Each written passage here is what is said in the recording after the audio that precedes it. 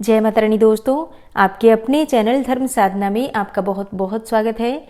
माँ भगवती दुर्गा की कृपा सदैव आप और आपके समस्त परिवार पर बनी रहे। दोस्तों, आज की वीडियो में मैं आपसे बात करने वाली हूँ खरमास के बारे में।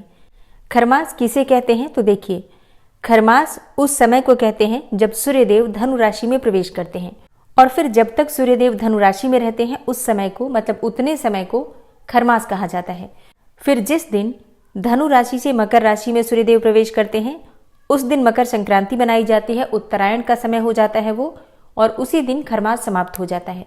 और ये लगभग 30 दिन का समय होता है जिस समय में धनु राशि में भगवान सूर्यदेव विराजते हैं। इस समय में किसी भी प्रकार का शुभ और मांगलिक कार्य नहीं करना चाहिए। 2 बार खरमास लगता है, एक बार जब धनु राशि में सूर्यदेव प्रवेश करते हैं और दूसरी बार जब मीन राशि में प्रवेश करते हैं। धनु और मीन ये 2 राशियां गुरुदेव बृहस्पति की हैं।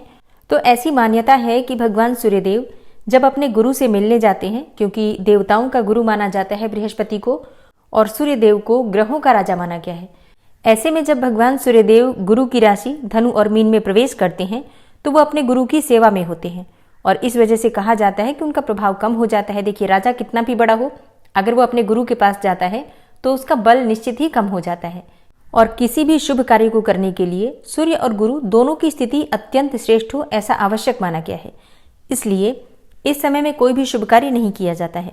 ऐसा भी कहा जाता है, मतलब पौराणिक कथा के अनुसार इस समय में भगवान सूर्य के रथ को गधे खींचते हैं, यानी कि खर, क्योंकि ऐसी मान्यता है कि भगवान सूर्यदेव के रथ को 7 घोड़े खींचते हैं। लेकिन इस समय में जब उनके घोड़े थक जाते हैं तो उनके घोड़े विश्राम करते हैं और भगवान सूर्यदेव के रथ को गधे खींचते हैं, जिन्हें कि खर कहा जाता है। और इसी कारण इस महीने को खरमास कहा गया है।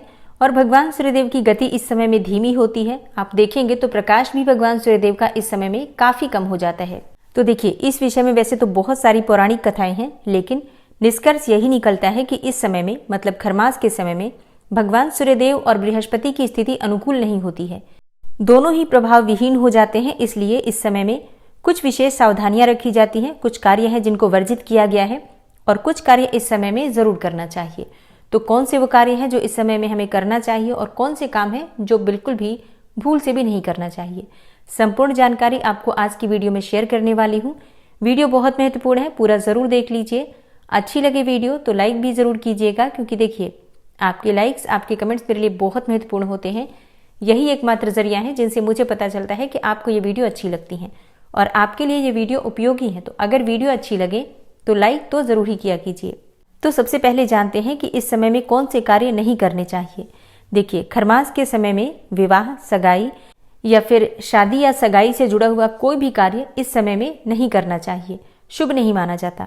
कहा जाता है कि इस समय में अगर कोई भी सगाई या फिर शादी करता है तो ऐसे दंपतियों को कई प्रकार की परेशानियां, कई प्रकार की समस्याओं का सामना करना पड़ता है। या फिर यूं कहें तो इस समय में अगर विवाह किया जाता है तो ऐसे दंपतियों को वैवाहिक सुख नहीं मिलता। इसलिए शास्त्रों में इस कार्य को खरमास में निषिद्ध माना गया है। खरमास के समय में बच्चों का मुंडन भी नहीं करवाना चाहिए। जनेऊ या फिर कोई भी अन्य जैसे कि शुभ संस्कार होते हैं वो इस समय में नहीं किए जाते हैं। अगर आप कोई भी कार्य शुरू करना चाहते हैं, व्यापार शुरू करना चाहते हैं, कोई दुकान खोलना चाहते हैं, कोई नया बिजनेस करना चाहते हैं, इस समय में प्रारंभ मत कीजिए, क्योंकि ऐसा करने से सफलता के रास्ते में बाधा आती है और नए कार्य में फिर काफी आपको संघर्ष करना पड़ेगा उस कार्य में सफलता के लिए। इसलिए ये 1 महीने का जो खरमास का समय होता है इसे आप बीत जाने दीजिए, इसके बाद आप शुरू कर सकते हैं। और हाँ, खरमास के समय में नए घर में प्रवेश नहीं करना चाहिए। मतलब अगर आपने कोई घर बनवाया है तो गृह प्रवेश इस समय में नहीं करना चाहिए। अगर आप कोई घर बनवाना चाहते हैं तो नीम की खुदाई, नीम का पूजन भी इस समय में नहीं किया जाता है। लेकिन हाँ, अगर आपका घर पहले से ही बन रहा है, जैसे कि काम चल रहा है घर में, तो ऐसे में आपका काम उसी प्रकार से चलता रहेगा, फिर आप बीच में नहीं रोकते हैं। लेकिन अगर आप अभी शुरू करना चाहते हैं, नींव पूजन करवाना चाहते हैं या मकान का कार्य प्रारंभ करवाना चाहते हैं, तो खरमास में मत कीजिए। खरमास बीत जाए उसके बाद कीजिएगा। और इस समय में गृह प्रवेश नहीं करना है तो बहुत सारे लोगों के प्रश्न आते हैं कि हम रेंट पर रहते हैं, किराए के मकान में, तो क्या हम बदल सकते हैं घर? देखिए, आप किराए के घर में भी रहते हैं तो घर तो आप जब अब किराए देकर भी रहेंगे तो घर तो आपका ही माना जाएगा। मतलब उस स्थान पर आपको रहना है, परिवार सहित रहना है। देखिए, जब हम कहीं रहते हैं, जितने समय भी रहते हैं, उस समय के सुख दुख, जो भी परेशानियां हैं वो आपको ही झेलनी पड़ेंगी। तो घर चाहे किराए का आप ले रहे हो, लेकिन उस मकान में जब आप रहेंगे तो जो परेशानी आएगी वो आपको आएगी, मकान मालिक को नहीं आएगी। तो इस बात का ध्यान रखिए, घर आप पहले ही बदल लीजिए या फिर मकर संक्रांति के बाद बदलिए।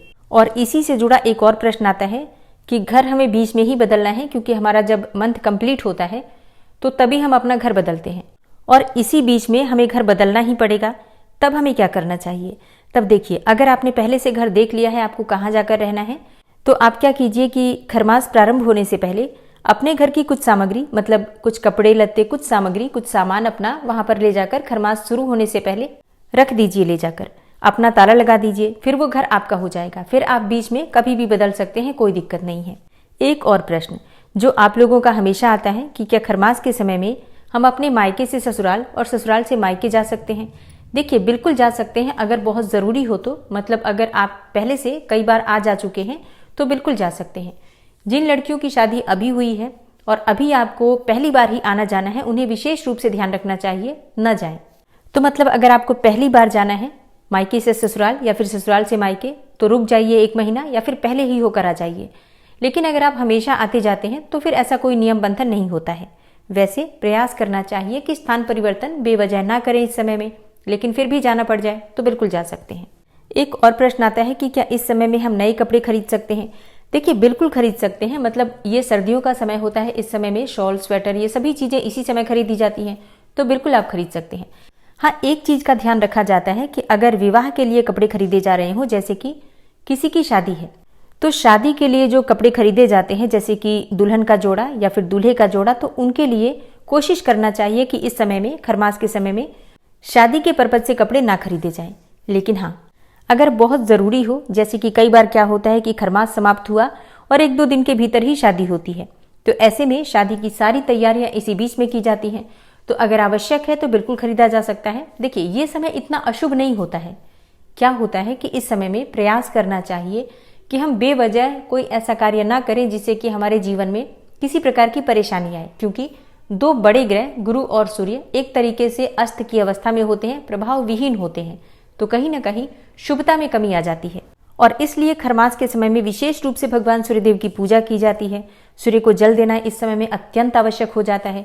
अगर आप नियमित नहीं भी देते हैं तो खरमास के समय में भगवान सूर्यदेव की पूजा सुबह उठकर जरूर कीजिए। प्रयास कीजिए कि सुबह उठकर भगवान सूर्य के दर्शन करें। गुरुदेव बृहस्पति की पूजा इस समय में आवश्यक मानी जाती है। ऐसा कहा जाता है कि इस समय में, मतलब खरमास के समय में, भगवान सूर्य और बृहस्पति की पूजा करने से जीवन में सुख, समृद्धि, सफलता, संतान सुख की प्राप्ति, विवाह सुख की प्राप्ति, हर प्रकार के सुख की प्राप्ति की कामना पूर्ण हो जाती है। और इसलिए इस समय में गुरु के मंत्रों का जप करना चाहिए, भगवान सूर्यदेव के मंत्रों का जप करना चाहिए, आदित्य हृदय स्तोत्र का पाठ करना चाहिए, गुरु की, ब्राह्मण की, सन्यासियों की सेवा करनी चाहिए, गाय की सेवा करनी चाहिए। इस समय में पवित्र नदियों में स्नान करने का विशेष महत्व होता है। कहा जाता है कि अगर इस समय में किसी तीर्थ पर जाते हैं आप या किसी पवित्र नदी में स्नान करते हैं तो उसका फल कई गुना प्राप्त होता है। खरमास के समय में जप तप करने से, दान करने से उसका फल कई गुना प्राप्त होता है और जीवन के कई प्रकार के कष्ट स्वतः ही समाप्त हो जाते हैं। अगर किसी भी प्रकार से गुरु बृहस्पति पीड़ित हैं आपकी जन्म कुंडली में, तो ऐसी अवस्था में केले के पौधे में आपको जल देना चाहिए, मतलब थोड़ा सा हल्दी मिलाकर जल में, और प्रतिदिन आप चाहें तो केले के पौधे में जल दे सकते हैं। अगर रोज नहीं भी दे पाते हैं तो बृहस्पतिवार को जरूर दीजिए।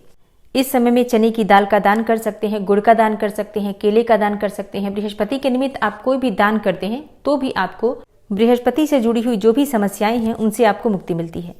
तो ये समय जप तप दान धर्म के लिए बहुत अच्छा होता है।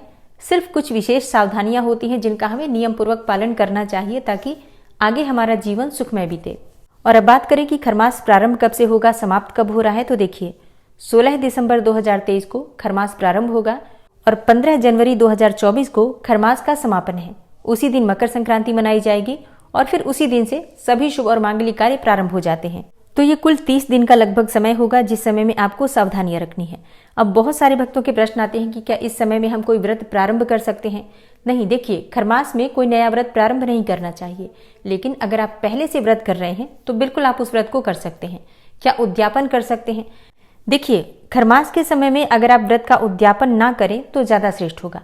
चाहे आप कोई सा भी व्रत कर रहे हैं, 16 सोमवार कर रहे हो या फिर 16 बृहस्पतिवार कर रहे हो या फिर आपने गिनती के अनुसार कोई व्रत करना है, तो भी 1-2 व्रत अधिक कर लीजिए। मतलब मकर संक्रांति जब तक है तब तक आप जितने भी व्रत बीच में आ रहे हैं कर लीजिए और फिर मकर संक्रांति के बाद आप अपने व्रत का उद्यापन कर लीजिएगा। तो इस समय में कोई भी नया व्रत प्रारंभ मत कीजिए, किसी भी व्रत का उद्यापन मत कीजिए। पूजा पाठ सब कुछ आप कर सकते हैं, व्रत भी कर सकते हैं, मतलब जो पहले से व्रत कर रहे हैं उन सभी व्रतों को उसी प्रकार कंटिन्यू रख सकते हैं, लेकिन उद्यापन मत कीजिए। तो खरमास का ये समय कुल 30 दिन का है। इस समय में कुछ विशेष बातें जिनका ध्यान आपको जरूर रखना चाहिए, वो सारी जानकारी मैं आपको इस वीडियो में दे चुकी हूँ। इसके अलावा भी अगर आपका कोई प्रश्न हो तो कमेंट बॉक्स में आप लोग लिख सकते हैं। और अगर आपको वीडियो अच्छी लगी हो तो वीडियो को लाइक करने के साथ ही ज़्यादा से ज़्यादा इस वीडियो को अपने फैमिली फ्रेंड्स के साथ शेयर कीजिए। और अगर आप चैनल पर पहली बार आए हैं, अभी तक आपने चैनल को सब्सक्राइब नहीं किया है, तो आज की वीडियो अगर आपको अच्छी लगे तो चैनल को सब्सक्राइब करके बेल आइकन को जरूर प्रेस कर लीजिए। इससे ये होगा कि इस चैनल पर जो भी नई वीडियो अपलोड होंगी उनकी नोटिफिकेशन आपको सही समय पर प्राप्त होगी। मिलती हूँ मैं आपसे अगली वीडियो में, तब तक के लिए जय श्री राधे।